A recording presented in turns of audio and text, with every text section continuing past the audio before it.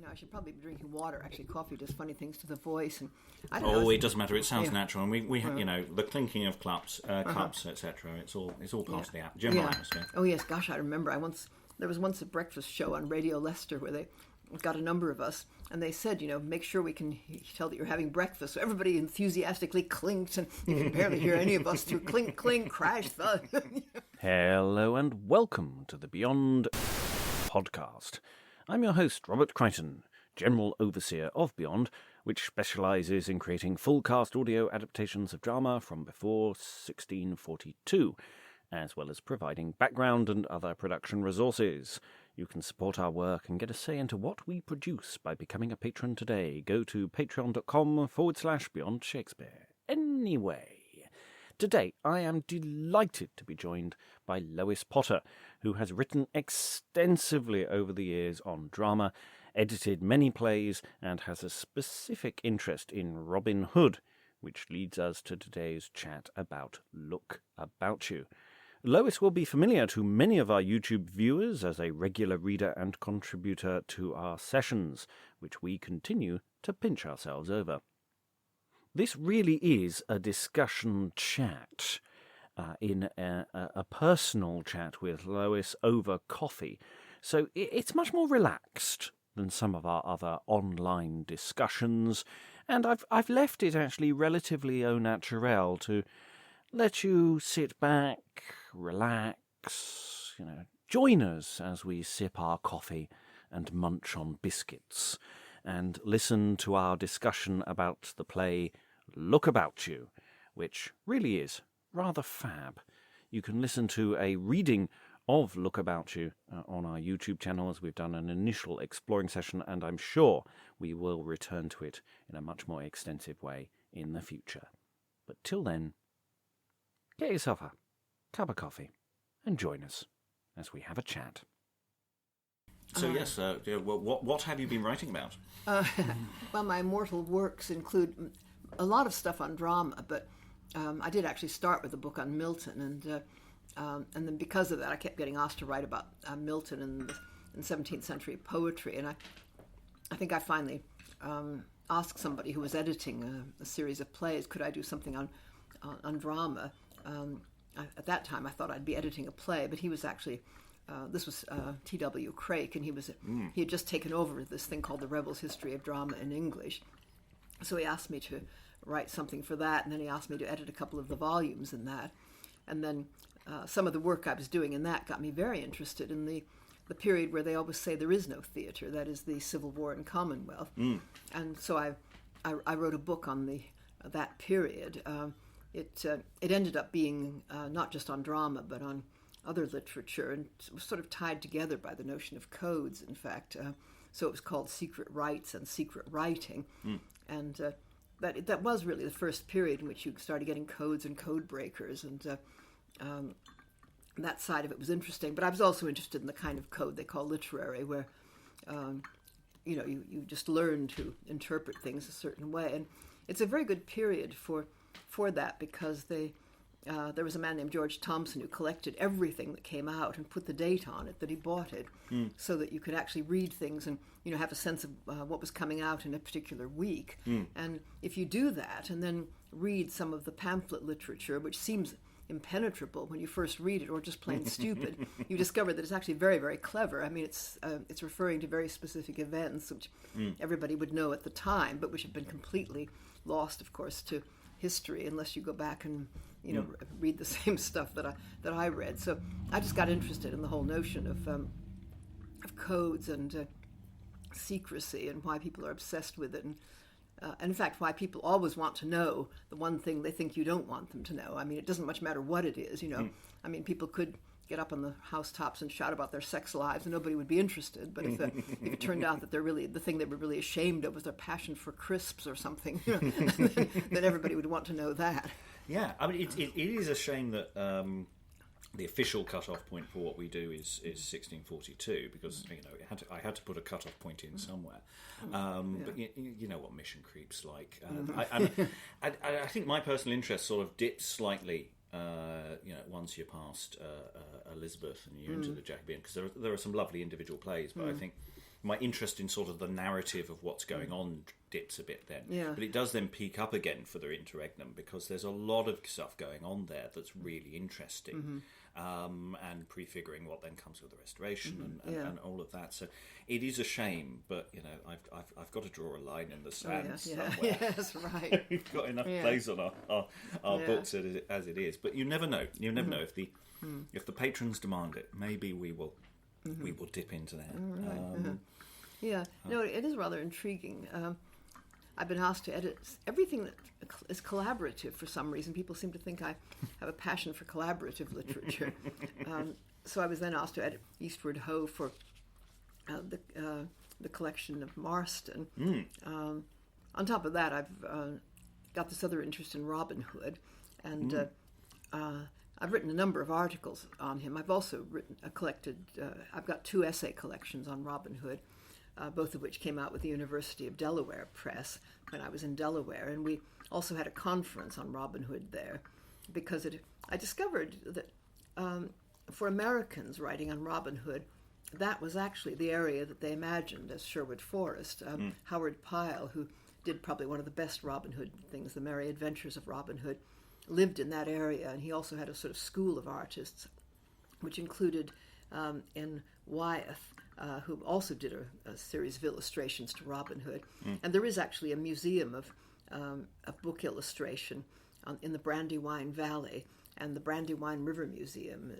And I realized, you can visit Howard Pyle's studio still, and you can go along the Brandywine River, which is very beautiful. It has a lot of forests, and that clearly was for them, Sherwood Forest. Howard Pyle, in fact, I think only visited England at the very end of his life because he preferred to imagine it.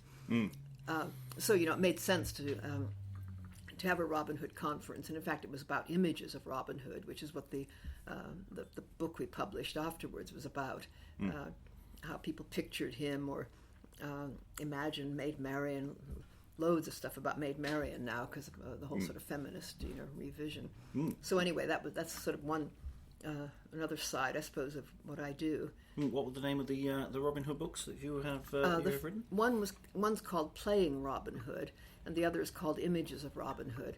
Playing Robin Hood is based on the idea that when people say, I said this in something I wrote for the Red Not Dead season when they were doing the Robin Hood plays, and they asked me to write something for the program, and I said people are always asking, was there a real Robin Hood? And the answer is yes, there were hundreds. Because people tended to take that name when they decided to go out and be bandits. It was I don't know, I think people still do that sort of thing, sign themselves Jesse James or something, when they hand a note to the bank teller. It was just interesting that people were playing the part. So the Playing Robin Hood was very much about performance of Robin Hood in other cultures, but kind of taking on the Robin Hood image, and plays about Robin Hood. Yes, because we've covered pretty much all the Robin Hood material, sans going back to actual ballads and the other material. So maybe we should segue into Robin Hood generally. You've looked at Robin Hood overall. Look About You, the play that we will be discussing in more detail anon, is more tangentially Robin Hoody in the sense that you could say it's a prequel to Robin Hood. There is a Robin Hood does feature, but he doesn't do Robin Hoody things. Other characters do the Robin Hoody things. But we have a whole wealth of material. Some of it dramatic, some of it not. Where does this sort of fit into the Robin Hood universe? Yes. and how it evolves? Where does Robin Hood all start? Yeah, well, that would be a really good question. It does seem to be a name that outlaws were taking at a fairly early point, and there's been more and more evidence found of pushing back the early date. But the earliest ballads that we have, I think, are, well, we don't know when they originated, but of course they were only recorded in late 15th, early 16th century. And then the Robin Hood plays are from the 16th century. And the ballads really have a kind of dramatic element anyway. They quite often begin with something like "Lith and listen, gentlemen," so clearly somebody is pitching it to an audience. Yeah. And when they end, "Christ have mercy on his soul that died on the rood," I don't know if everybody is going to cross themselves at that point, but... There's always a question at the end of play text of that kind as well. When it says "Amen," does everybody do that? Is that, or is that just a literary convention of just putting it at the end? Because we've touched on the podcast itself. We've looked at the shorter sort of folk Robin Hoody kind of plays. We've looked at the very scrappy manuscript of the Robin Hood and the Sheriff, which is more a sort of outline for where the fights go, with some occasional lines of dialogue, which is very scrappy, as well as the more formed Robin Hood and the Friar and Robin Hood and the Potter, which are good fun. Yeah. In fact, we looked at them the other year in a virtual conference symposium thing where we had a little read through of those. That's not available, but our audio versions are available on the podcast, as I do my little plug there. The links are all in the show description. You can go to them if you so wish. So we've got a universe, but how fixed is Robin Hood? I mean, beyond as an idea, how many of the sort of story elements are fixed early on, or is he just a name? And how do all the bits fall together over time? If that's a fair question, that's a big question to ask, actually. Well, in the early ones, he really is an outlaw, and there seem to be other outlaws that are named fairly early. I mean, Robin Hood and the Monk, which seems to be the earliest ballad, has Little John already. Yes, please.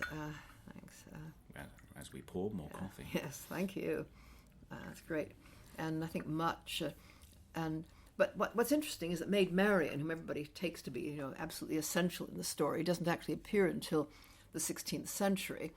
And the basic outline of the story really is due to Anthony Munday. I mean, nobody before then had linked Robin Hood with Richard and John. For one thing, they were often put in a completely different period, I mean, one of the Little Jest of Robin Hood, which is published right at the beginning of the 16th century, has the king coming to the greenwood and meeting Robin Hood, and coming in disguise and being impressed and so on. But he's referred to as Edward, our comely king. They may be thinking of Edward IV, who would have been the most recent Edward, and who was remembered actually fairly enthusiastically. But it was Munday who got the idea of linking it with Richard. He got this from, I think, Scottish historians who I think did put Robin Hood in the reign of Richard, but didn't sort of link the notion of. I think that one Scottish historian talks about him being a nobleman who got into debt and finally had to go into the woods and be an outlaw, but it doesn't suggest that he's outlawed by treachery, and it doesn't link him with Richard's absence and return. And that's what Munday did, really, and it's what most of the later retellings do, is suggest that he's outlawed unfairly, and that when Richard leaves the country and Prince John is in charge, everything is incredibly corrupt, and Robin Hood has to live in the forest. And then when Richard comes back, there's a big reconciliation, and then Maid Marian, originally she's a character, as far as I can see, in the Morris dance. She's played by a man. She's kind of a joke, and somehow or other, the notion of Marian comes into the Robin Hood story to provide the love interest. I suppose sooner or later everybody's going to want a love interest. Yes, I mean, and talking about Munday. So Munday wrote. Is it presumed? I forget off the top of my head. Is Munday and possibly others? It's a complicated text or series of texts, because we have the downfall of Robin Hood and we have the death of Robin Hood, and the slightly untidy texts. So the downfall is pretty much your traditional Robin Hood story. Which then sort of peters out towards the end, and at the end you get this sort of bridge to the next play, and maybe the play's got recast or reformulated so that the sequel works, and then the death starts with the death of Robin Hood and then goes off in a totally different direction to follow Marian. Yes. So they're a very complicated sort of as texts, but Munday certainly brings a lot of spirit to them. The downfall of Robin Hood, which we say Robin Hood Part 1, is your traditional Robin Hood story. I mean, it's you would absolutely recognise it today, and actually, if you just quietly took out the coda at the end, suggesting the sequel, that is exactly what you get, and it's a really fun play, and really enjoyable. whereas the death is a bit of a downer. Yeah, it certainly is, and it really is a separate story most of the time.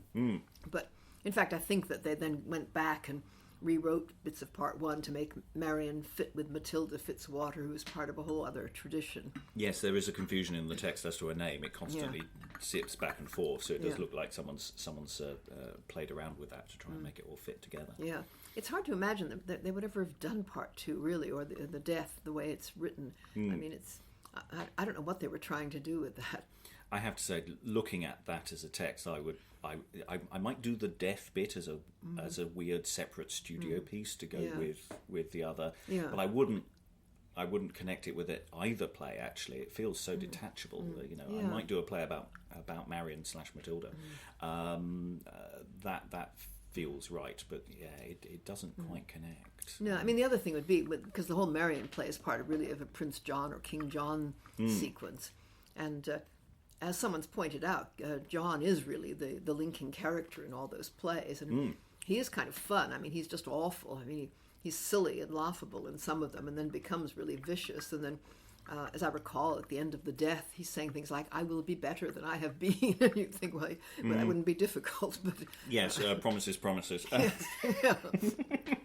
And I think that's a good route in to look about you, because we have this play, which we could call a prequel to Robin Hood. Robin Hood does feature, or Robert Hood, is in the text. He's there as a relatively important linking character, but he's not a major key character throughout the text. But the focus is much more on other characters. And the family dynamic of the King Henry II and his various sons, and John in this, of course, has massive anger management issues. Oh, yes. He is quite delightfully angry all the way through. Yes, and he's obviously meant to be ridiculous. People keep commenting on him all the time. Yeah, it's but because we've done our first look read through on the YouTube channel, you can go and watch / listen to that if you so wish. It is, I think we did 4 sessions in the end. We did. So there's about 8 hours on Look About You if you so wish, or you can skip through it to the bits that you find interesting. But yeah, there are so many different angles to Look About You. So you've got that family dynamic of John and Richard and the king and his wife and the poisonings and the murders and it's a bit bamboozling for us, actually. I think that's the element of the because we don't know historically much about Henry II in popular culture. Well, I think very few people know about that weird episode where he crowned his son, which was a huge mistake, in his own lifetime. As the historians say, this is the only time it was done, and it was never done again because it was such a disaster. But at that period, there wasn't necessarily the view that if king is dead, long live the king. You could have the king is alive, but long live the king anyway. The new king. I have to say, it was an element of the story that I didn't remember at all. I'm sure I thought I knew my kings quite well, and I went, oh, hang on, this is very left field. Yeah.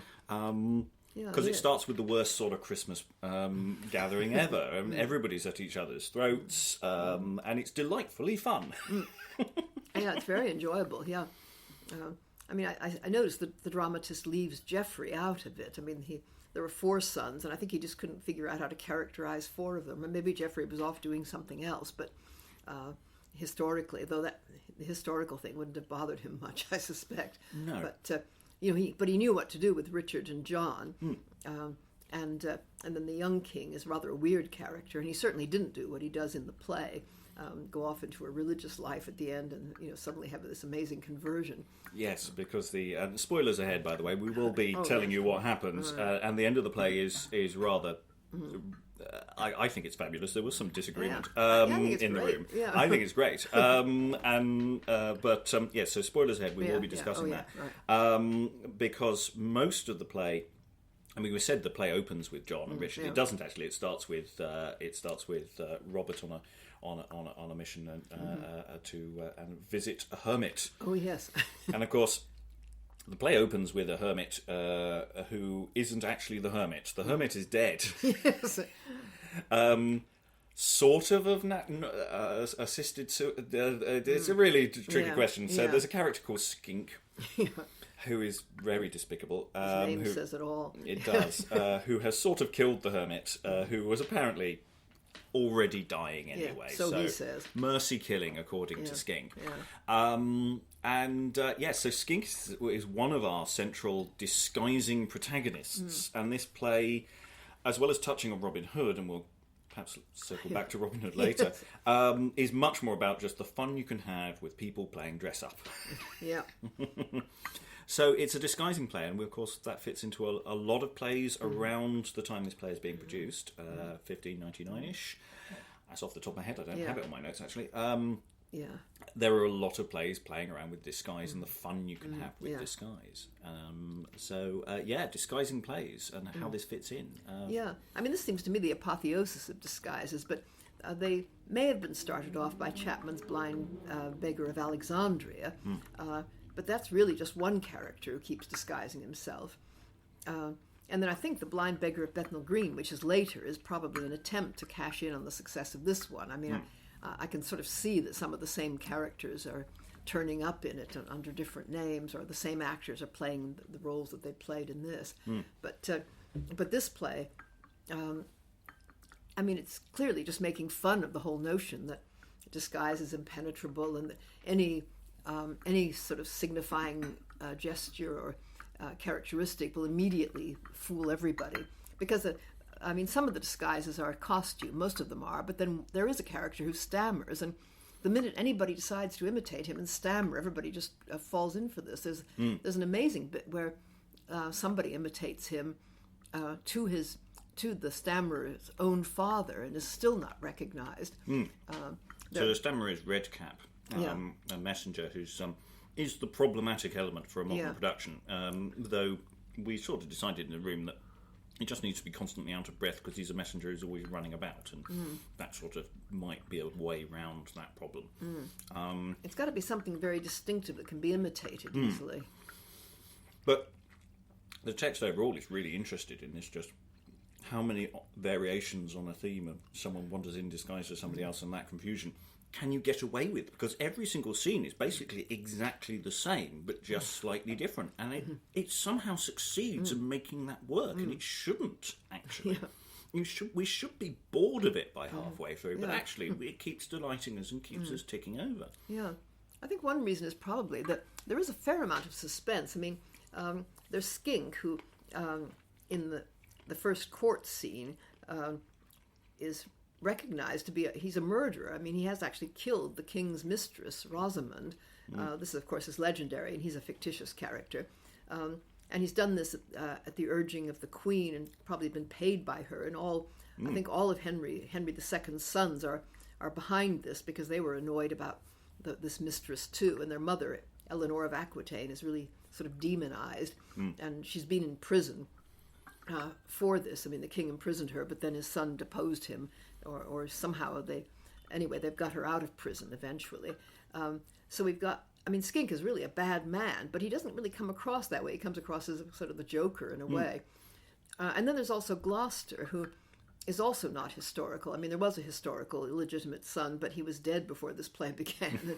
So he's apparently he seems to be an illegitimate half-brother of all these awful princes in the royal family. But he also seems to be something of a war hero. I mean, we discover later on he's fought all over the place, and he's apparently been the life and soul of the army, which certainly none of the others have. And he seems to have been a crusader, in fact, like Richard. But he gets into trouble in this court scene, because when he discovers that this new upstart king is going to give all his lands to Skink, he's furious, and he hits Skink, whereupon, hitting somebody in a court, in a royal court is of course an offense, but it's hardly an offense punishable the way they want to punish it. I mean, later on we discover that they would actually punish him by cutting off his right hand. And they say that is the punishment for this. It's hard to believe. Anyway, so he gets put in the tower. Then Skink, at this point, is still safe, but as things get more and more dodgy with the row in the royal family, I think the Henry's sons tell him, you better get out of here. So he escapes, but not for long. He's picked up by the Watch, and it's not really clear why. But anyway, they take him to the Tower. I think it's to do with his disguise, because he's disguised himself as Redcap. Yeah. So to make himself more safe, he actually ends up having to go where he's less safe. He sort of gets trapped. He sort of traps himself into it. Yes, he does. It's still odd because I couldn't really, looking at it again, I still couldn't figure out why they were sending Redcap back to the Tower when he was being sent on a message somewhere else. But it seemed as if the Watchmen were being terribly officious. I think they say something like, we're going to show that we're really on top of our job. There are a couple of bits in the text where some of the plotting feels like something's happened to the text. Yeah. So there might be a better reason in there somewhere that's got lost or over time. Well, actually, I mean, one problem is that the text, they think it was printed from the author's manuscript, and the author clearly had really weird spelling and punctuation. So it's an unusually difficult text. I think it's one reason the play isn't better known, in fact. In fact, I think any company that did it might be well advised to make its own text and really spend quite a bit of time on that, working out what the stage business is at different points and so on, because I think it's extremely clever, but it's very subtle sometimes. You can blink and miss, an important bit. Yes, I mean, that's sort of one of our jobs, is actually sorting out the options that each scenes are giving us and all of those questions, because we did detect, certainly later on with the John's mistress sort of princess plotline, which sort of still happens, but it feels like they've cut a scene. Yes, it does. And that question of, do you interpolate a scene, or do you dumb show, or do you just quietly drop that subplot? It feels like that after the first performance they quietly went, let's just drop that bit, and some bits remained in the manuscript and then got caught in the printing. That's my personal feeling. Other opinions may vary. Something I wondered about, actually, with both this and The Blind Beggar at Bethnal Green, is whether they had a terrible shortage of boy actors at this point. And they just couldn't get anybody who could do the female role that was needed for that particular scene. Yes. Because both plays really don't have much in the way of women's roles. And I don't even know. I mean, Robin Hood is obviously played by a boy, and then Marion Falconbridge, and that's it, I think. Yes, we've got the Queen pops in, but only very briefly. That's right. She has two good scenes, and they are good scenes. I mean, she's very forthright in the most delightful way. And then there's Henry's wife, who has pretty well nothing to say. Literally has one line. Yes, in French. yes, yes. These must have been very young boys in the company, being given a little bit of stage experience. Yeah, it is odd. I mean, just talking about the Robert having to be played by a boy, because Robert is as I say, this is more a prequel to Robin Hood in the sense that we have Robin, we have Marion, but Marion is married. And Robin is, in theory, trying to woo her on the behalf of Richard, soon to be Richard I. And Robin has to cosplay as Marion to disguise himself. So he has to be a boy. It has to be that age, because then we can do the meta sort of thing of a boy actor playing a woman who's disguised as the other boy actor who's a woman, and so there is something quite fun about that. It also asks interesting questions about Robin and Marion's later relations, which is quite fun. There's also the fact that Lady Falconbridge, in King John, tells her son, the bastard, that she did indeed succumb to Richard, and that he is Richard Lionheart's son. There might be a dribble. No, that's okay. You keep it. Yes, because as I say, you were saying earlier that this is more almost the matrix of King John plays than it is. We've got the Troublesome Reign that plays with a lot of these themes, and some other play I can't think of. And we do have other texts that we haven't got around to looking at that deal with the Matilda Marion question as well. But yes, so Robin is in this play, and he's playing a relatively fun disguising role, but he's not the central role, and he's not very Robin Hoody. No, he's not. He's not robbing anybody, for one thing. I mean, Skink robs people, and even Gloucester robs people, though we haven't really gone into that. I mean, it's for a good purpose, and he usually gives everything back, as far as I can make out. I mean, there are various props that pass from hand to hand, and again, it's quite tricky to follow this. It's tricky to follow the disguises. It's tricky to follow the moving props. Yes, I don't think we need to disguise too much of the business here about, because there's a pardon, there's all sorts of little things that are going as the scenes progress. But the constant joke is always someone walks off, stage, and then somebody else walks on from the other side of the stage dressed in their costume, and everyone miraculously thinks it's the other person, even though they know someone's wandering around in disguise. It's very farcical. Yes, the one thing nobody ever says is, I wonder if that could be somebody in disguise. Yes. Yes. No, there's a lovely moment when two people disguised as hermits walk on together, and each one is saying, I'm the real hermit. No, you aren't. Yes. Yes, because the hermit's cave does feature quite prominently. It's introduced at the beginning, but then there's a point about halfway through the play where everyone goes, we must go and visit the hermit. And so, the hermit had more than one hermit costume. So, both Gloucester and Skink are disguised as the hermit, and will the real hermit please stand up? Yeah. And the hermit is incredibly well informed. I mean, everybody is dazzled by the breadth of his knowledge, because usually it's Skink saying, yes, Skink is the one that robbed you, and he also did this, and he also did this. Wow! How does he know all this? Yes. Yes. And again, the using that foreseeing power to try and vaguely set up a resolution for their own character's thread as well, of going, you should do this, and this will be lovely. And then it leads, after all this delight, to this ending, which suddenly goes very dark. Yeah. You say it was foreshadowed, but it was, when we read it, I missed it. So when we got to that, we're going to chop your hand off. Gloucester, who's been doing lots of lightly naughty things, as well as slapping Skink in the presence of the kings, is put on trial, and we get a lengthy trial scene to close the play. Yeah, so it's mainly because, Prince John particularly, and the young King Henry absolutely hate him. Richard, in fact, is quite sympathetic toward him, although that's partly because Richard is in love with his sister, who is Falconbridge's wife. I mean, and actually, another thing that's interesting is that Gloucester's first name is Robert, and he does occasionally refer to himself as Robin. So we've also got that sense, just as Falconbridge's name is Richard, and then there's Prince Richard. There's this funny doubling of characters, which is actually very confusing. And in a performance, we'd probably try to get rid of that.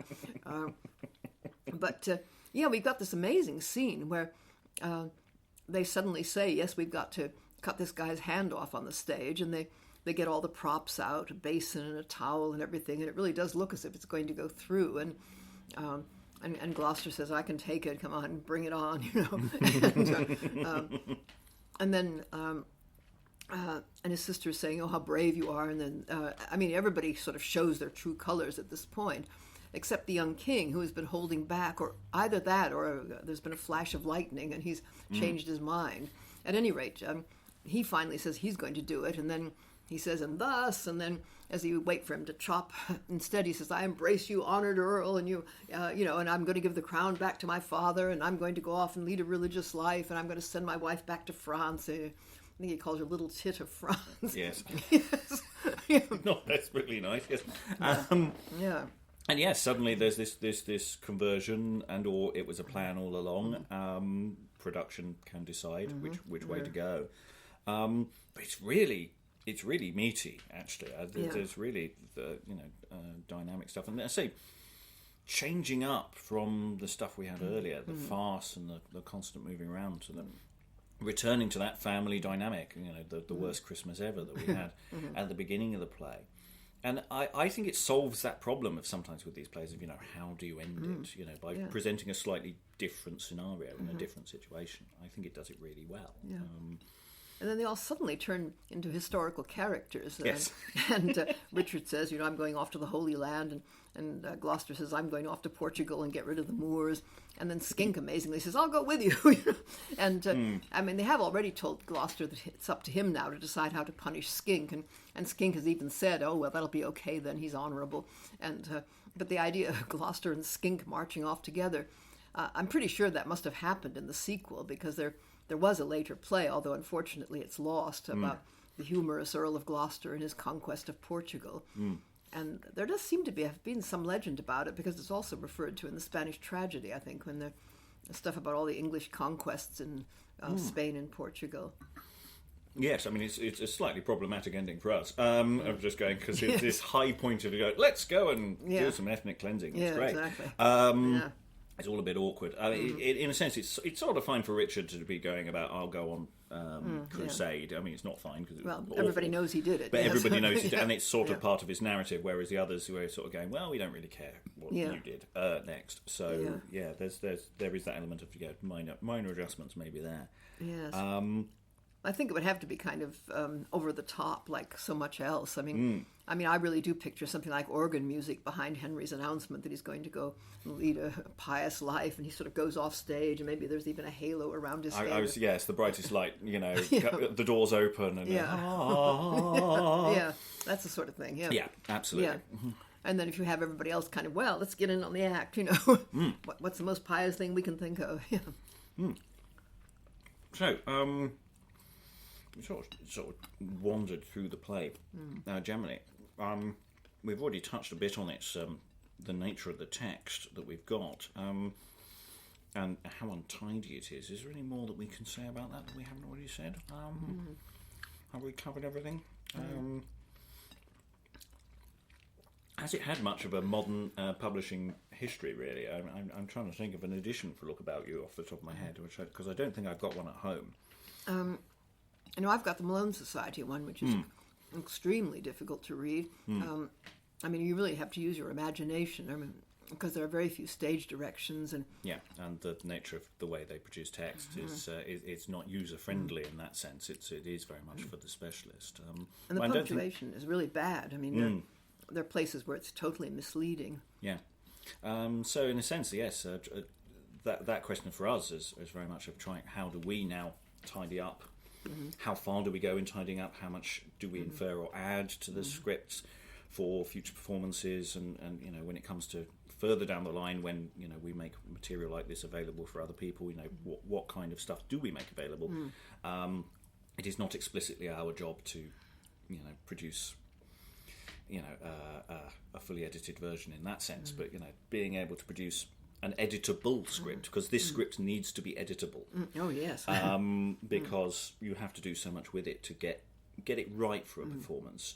There's a lot of workshopping to do with it, which shouldn't put you off, because it's really good. Yeah. Oh, it is, and it has been done. It's been done at Stanton, Virginia, very successfully, and there was an extremely good staged reading at the Wanamaker, directed by John Hopkins, who brought enough costumes. They do these with basically no costumes, no props, no sets, but he did bring enough stuff that you could tell who was trying to be whom. He had a nice red coat for John, for example, and I think just sort of hats and various kinds of headgear, and it really did work. And I thought even the ending came off quite well. Gloucester was sympathetic, and Skink was fun, and you were interested in the whole story. I think everybody at the end of that was saying, "Why isn't this one ever done? This was wonderful."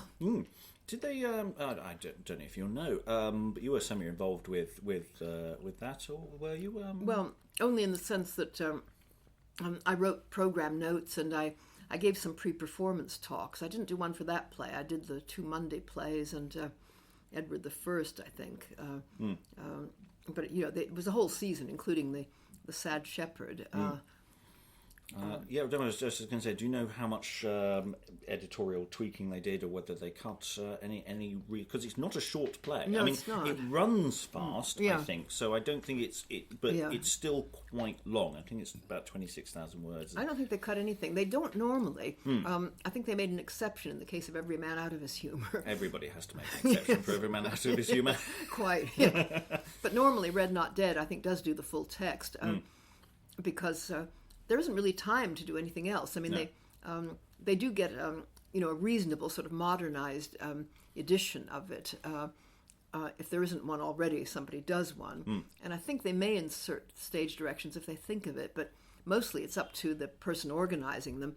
And of course, as you know, they start rehearsing at 10 on Sunday, and they put it on at 4 that afternoon. So they basically go through everything once, and they're told sort of where to enter and where to exit, and they do sort of basic fights and dances. Yeah. Is this one fight heavy? I don't know how much fighting there is. I think there's more brawling than fighting, isn't there? Yes, there's fighting at the end. I mean, there's the fight between Richard and Gloucester, which seems to go on for some time. I mean, there are several places where they pause and... yes, of course, yes. Because in fact, that is really where Gloucester is behaving like Robin Hood. I mean, he does do a sort of stand and deliver thing, and Richard says he's keeping the purse, and then at some point he says, I think he throws it down, and then Gloucester, they've been fighting, and then I think Gloucester says, well, actually, you can have half of it, and we'll call it a draw. And Richard says, no, I'm not going to encourage thieves. Let's keep on fighting. Yes. It kind of goes on like that. Because that's one of the main draws for Robin Hood, is that there will be opportunities to have a fight scene, and yeah, it's good that it's in there. I mean, it's we have amongst our group, at least several fighty people who are always their eyes always light up when it says and they fight. Yeah, I mean, all of the Robin Hood plays. I mean, the one we haven't mentioned is Georgia Green, of course, which, again, Robin Hood is a more tangential figure. He's the older Robin Hood. In the sense, we've got a prequel and we've got a sort of end of life version where Robin Hood's looking over his shoulder, going, I haven't got quite as many. I haven't got as many Instagram likes this at the moment. Everyone's following Georgia Green, this new upstart guy, and he meets Georgia Green, and it's all this fanboy of going, "Oh my God, you're Robin Hood! I love you." And they have, but that's after they've had a fight, and that's another delightful one. All of these Robin Hood plays are just so wonderful and doable. I mean, this is the thing. So I do think these are, commercially viable shows. It's almost a thing. Don't mention it's an early modern play and see if anyone notices.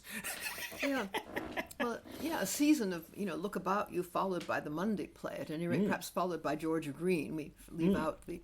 I don't know. Edward I is tricky because Robin Hood doesn't actually appear in it. There is a friar who is very like Friar Tuck, but isn't. He's Welsh anyway. At least I think he's Welsh. And the Prince of Wales, I mean, literally, I think he's known in history as Llywelyn the Last, because he was the last Welsh Prince of Wales. Takes on the name of Robin Hood and lives in the Greenwood. But, but there is no actual Robin Hood in it, so you probably wouldn't do that one. But I think you could have rather a nice little trilogy, possibly condensed into two plays, since the Georgia Green thing is pretty short. Well, and also to thinking is if you're doing this as a semi-season, it's the kind of thing where if you're doing it somewhere where they've got a studio space, you could do a little mini Death of Robin Hood, just that little bit, because it's sort of to finish it off. But that would be a sort of much more one-off kind of thing rather than the bigger, because this feels like a main house show. It feels like something you could actually shift several hundred tickets for if you sell it on the Robin Hood, and fun, fast thing, and you get a few decent reviews. It's got legs, because a lot of the plays we do, we're going, how do we sell this? I don't know. We can't. And that's sort of our challenge for a lot of things. Whereas this is much more a slam dunk of just going, it should, he said, touching wood, sell itself. I mean, it's one of the funniest plays I know, really. But it's not only that; it's got a sort of heroic quality in it. I mean, Gloucester is mostly a kind of comic character. I mean, he says he likes jokes, and one of these crazy people who, whatever the situation is, suddenly sees a chance for a joke. But he is also sort of heroic, and both he and Skink are on the run during a great deal of the play, and then they're both caught at the same time, both dressed as hermits and brought to the court. I don't know, it just seems, it's got both comedy and kind of excitement and fights, pretty much everything. I don't think it has much in the way of music. I mean, there's a bit where Richard brings musicians to sing to Marion, and then Robin Hood comes out and tells them to go away, but they may still sing. I mean, it would be... I always think everything is improved by a song. Well, if not, sung music, but certainly it feels like something where if you've got a band or you've got something, because obviously you've got trumpeting for entrances and exits of kings, etc. I think there's... Because this kind of thing speaks to melodrama and that kind of playing style, so I think that works very nicely. And it's one of those that excites me very much. I think we've covered most of the things that I've got noted down here.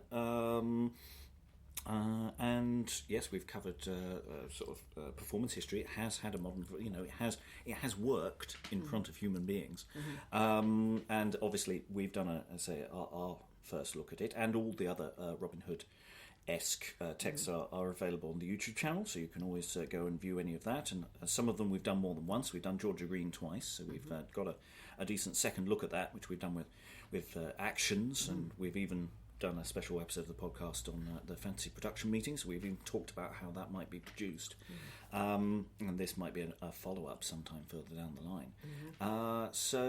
Any additional things about this that we've not mentioned?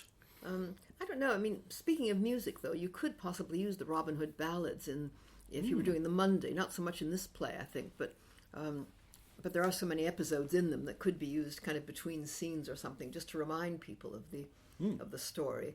And besides, they have nice tunes, and they just be pleasant to hear.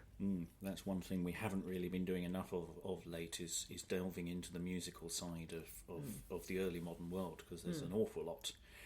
Even if we don't necessarily have the music, we certainly have the words too. And yes, actually, just digging further into Robin Hood generally, we should do. So I'm going to sign off now. Thank you very much for joining me, and you can catch Lois on many episodes of the on the YouTube channel as a frequent guest and reader, as we've continue our journey through the early modern and occasionally medieval world of or pre-modern drama, basically. So thank you very much. Yes, well, thank you. Many thanks to Lois Potter for sharing coffee, biscuits and discussion on Look About You. You've been listening to the Beyond podcast. Follow us on Twitter at Beyond Shakes, support us on Patreon at patreon.com/Beyond Shakespeare, or buy us a coffee on ko-fi.com/Beyond Shakespeare, and all that jazz. Till next time, I've been your host, Robert Crighton. Goodbye.